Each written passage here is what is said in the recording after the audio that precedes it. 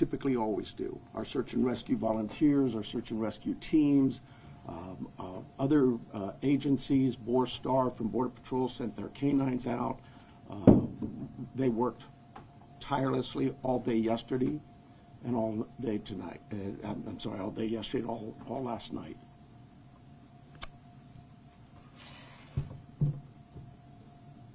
To no avail. As I said yesterday, we saw some things at the home that were concerning to us. We believe now, after we've processed that crime scene, that we do in fact have a crime scene, that we do in fact have a crime, and we're asking the community's help. This community has always stepped up to help us solve some pretty tough crimes. I'm looking for that again. This is a 84-year-old lady who suffers from some physical ailments, has some physical challenges, is in need of medication. Medication that if she doesn't have in 24 hours, it could be fatal. So we make a plea to anyone who knows anything about this, who has seen something, heard something, to contact us. Call 911. We don't need another bad, tragic ending. We need some help. Our team is the best. I couldn't speak any higher. I think you know that. We have done some great work with our partners in the Valley. You know, this community, I have to give a lot of thanks to our law enforcement agencies all across this valley, whether it's the Tucson Police Department or some of the smaller agencies. They've all reached out. They've all offered to assist. The FBI, all of them. We work so close with them, and they are all plugged in. We'll continue to work closely with them. But what I really need is I need this community to step up and start giving us some calls. Let us know if you've seen something. We are right now at a time, and I apologize, everybody tells me I talk too softly. We are at a time where, in this investigation, we're now moving forward where we need to depend on technology.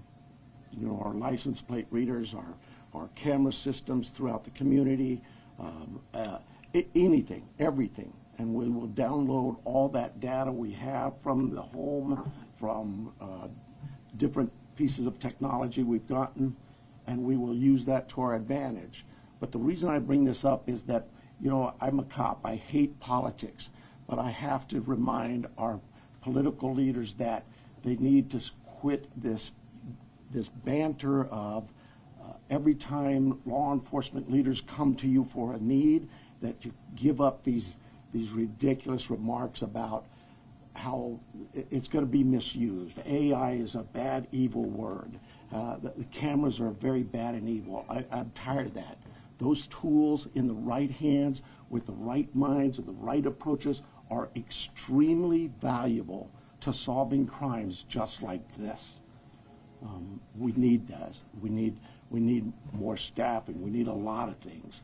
But what I really need is I need the community's help with this. So I want to make sure I didn't, before I take any questions, it is a crime scene. We know that. She needs her daily medication. And anybody that sees anything that even looks, hey, maybe that's her, just take a quick picture. Take a video. Send it to us. The number is real easy here locally. It's 911. You can contact our 88 Crime and remain anonymous. You can call me, anybody. I am here to take any questions you may have. It will be a little limited.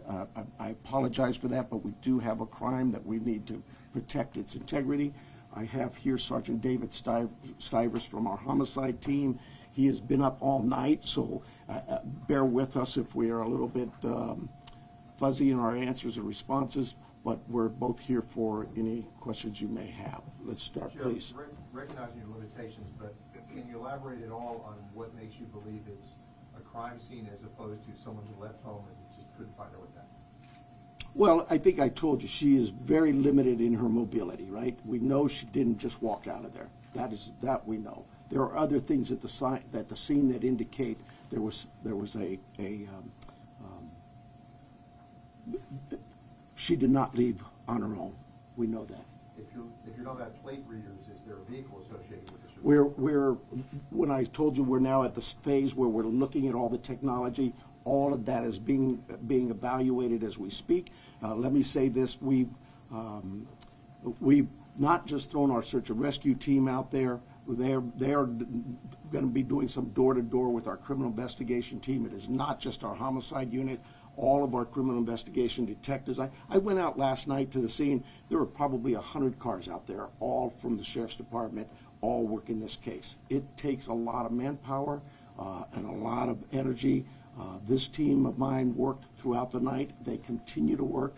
David's had zero sleep, but he and his team are working as hard as they can. Is there anybody else associated with her, a caregiver, family member, acquaintance, who is also missing in some of your No. The family, all of the family has been very cooperative with us. They're working with us. They're staying in touch with us. They have complete access to anybody on this department. Savannah has been in touch with us as well. Our hearts go out to them. This is their mom. She's just a great lady from what I've heard, and I feel for the family. We just want to find her and bring her back safe. Sheriff, you mentioned that she didn't just walk out, but is there any additional information that you can give us on what may have alluded to this being a crime scene? I wish I could. I really do. I know that everybody wants to know certain things, but I can't do that it would be inappropriate at this time. Are there signs of breaking and entering or any forced entry, anything like that? I again don't want to get into that. David, can you see anything here? At this time, it's still a very active investigation. There were circumstances on scene that we believe are suspicious in nature, I think is the best way to put it, but we can't really get into a whole lot of details with that. Do you believe that this was targeted, or they just happened to hit Savannah Guthrie's mom, or if this was just random? We don't know that. We don't. We look at all of that, but we just don't know that. Do they have cameras at the home? They do, and we're looking through some of that. Yeah. With this being an active crime scene, is there any threat to the general public? Trying to figure out my phone. Well, no, I don't think there's an active threat, but I hate to say that because, we're going to canvass that neighborhood, and maybe there's a prowler been seen around. There's a lot of work still to do. We don't have any indication that that the public is in danger.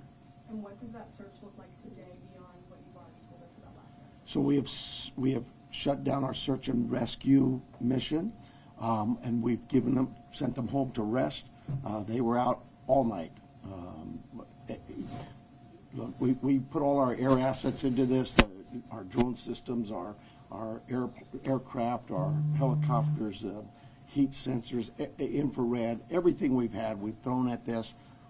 They're going to step aside. We'll call them out again if we need to do more searching. But right now, we don't see this as a search mission as much as we do a crime scene. Sheriff, can you tell us a little bit about that map? That is, and David probably can better answer it than I, but that is our search patterns, I believe. Is that correct? Yes. Yeah. So with all the assets that we deployed yesterday with the search and rescue teams, the map that's on the screen is basically tracks that were followed. Those are all, the colored lines are all ground tracks of different teams and different assets that were used on the ground, to include the canines, the volunteers, and our own search and rescue team. The circles are going to be representative, if not necessarily perfect, of our air circulation with both our helicopter and our fixed-wing aircraft at night, working with the night time cameras. So difficult to see where the house is. The house is basically pretty close to center in that, and then all of the searching that went on throughout the day with those folks out there on the ground. What this really helps with is our search teams, when they come back and reassess, maybe they've missed an area, we can look at it and say, hey, you know what, this area could use a little more coverage, and so they concentrate again. Our search and rescue team is top-notch. They're out every single day. If it's not a lost person, it's a hiker, it's somebody who's wandered away from a care home, whatever it may be. I want to stress to you, right, and it is really important, Miss Guthrie, Nancy Guthrie, is of great sound mind. This is not a dementia-related. She is as sharp as a tack. The family wants everybody to know this isn't somebody who just wandered off. Her physical limits are based on just age, and we get old, and so it's more physical. But clearly, she is as sharp as a tack. Do you have her cell phone, and does that present any tracking potential? We're looking at that as we speak. But do you have it, or do you not? We do have it. Can you give us a little bit more of a timeline? Because you said she didn't leave on her own. She was last seen at 9:45. She wasn't reported missing until noon. But I believe what happened there was at 9:45 in the evening, her children left her off. At some time earlier that morning, they got a call from somebody at the church who said, hey, your mom's not here. The family went to the house. I'm thinking they spent some time looking for her themselves before they called us, so I'm guessing maybe they got there around 11. So they did some searching and realized we need some help, and they called 911. Do you have any idea what time Nancy would have been taken from the home? There's a lot of things working there, and I just can't say that right now. Has Savannah Guthrie, has she had any threats to herself at all? We've spoken to her. We'll continue to work with that. She has a security team that's been in touch with us throughout the night. But we're not going to dismiss any angles for sure. But right now, immediately, we don't know of anything like that. Is she in town or on the way here? She's here. Can you give us any more? What should somebody be looking for? Because when I was out in the neighborhood, the neighbors are obviously incredibly concerned. But is there anything, a tip? I mean, one neighbor stopped me and he didn't know if he should call you or not. And so Oh my goodness! But Call. So what should somebody be looking? Well, first of all, I'd ask them, go through their cameras. Go through their Ring cameras, whatever cameras they may have. Don't dismiss it that, oh, well, we really can't see the house. They still might see something. Maybe it's somebody walking by. Maybe it's a vehicle driving by at that time of day. But go through all your cameras in that neighborhood and tell us if you see something. Maybe somebody already, we know this happens, right? Oh, I saw something suspicious, but I didn't think it was worth calling in, so I didn't call it in. Well, now it's call in anything you've seen or heard. Maybe it's a neighbor telling you, I saw this or I heard that. Call us. Don't tell the neighbor to call us. Tell the neighbor to call us, but you call us as well. We'll put it together. We'll get, trust me, I'm sure we're going to get inundated with a lot of calls. We'll handle that. Did she live alone? I believe, yes, she did, yeah. Were there any caregivers who are normally associated with her? Well, she has house staff that comes by, takes care of the yard, whatever, in her house and that. But those people we'll be talking with and have talked to some of them already. But nobody's like a live-in or anything? Nobody actually lives with her, no. Like I say, she's of great sound mind, and she is mobile. It's just, it's a challenge for her to get, as the family says, she couldn't walk 50 yards by herself. So.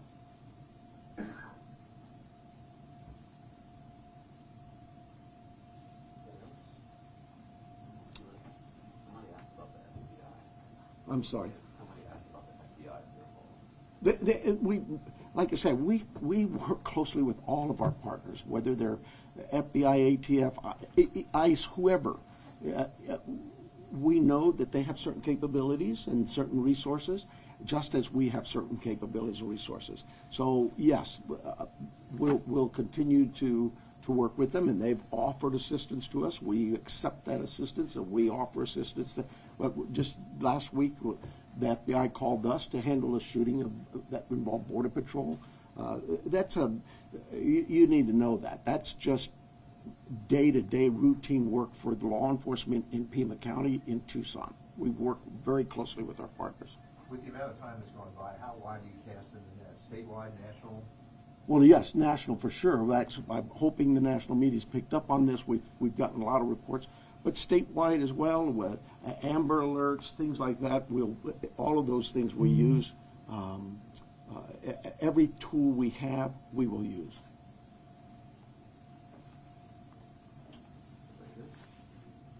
You guys are too easy.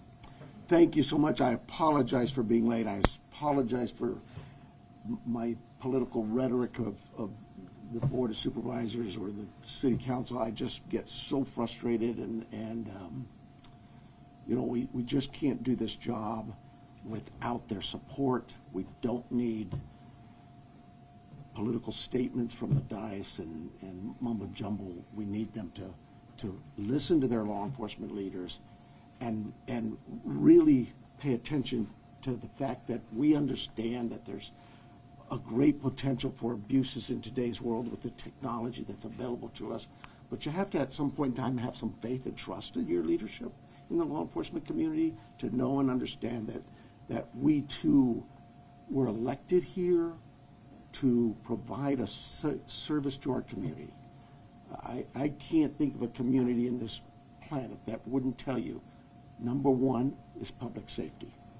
Everybody just wants to be able to know that they can go outside and enjoy their community and come home and be safe at night in their rooms, asleep in bed. And this lady wasn't able to accomplish that. That's a sad statement. We need her back. We need to find her. And time is very critical. She is 84. She needs her meds. Her family needs her too. Thank you so much for being here. Doesn't have David say his first and last name and spelling? Oh, sure. My name is Sergeant David, common spelling D-A-V-I-D, Stivers, S-T-I-V as in Victor, E-R-S. What's your title? Sergeant. Thank you, guys. And if we get more as things develop, we'll call you back.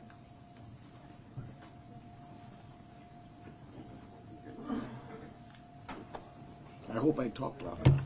Thank you, sir. You're welcome.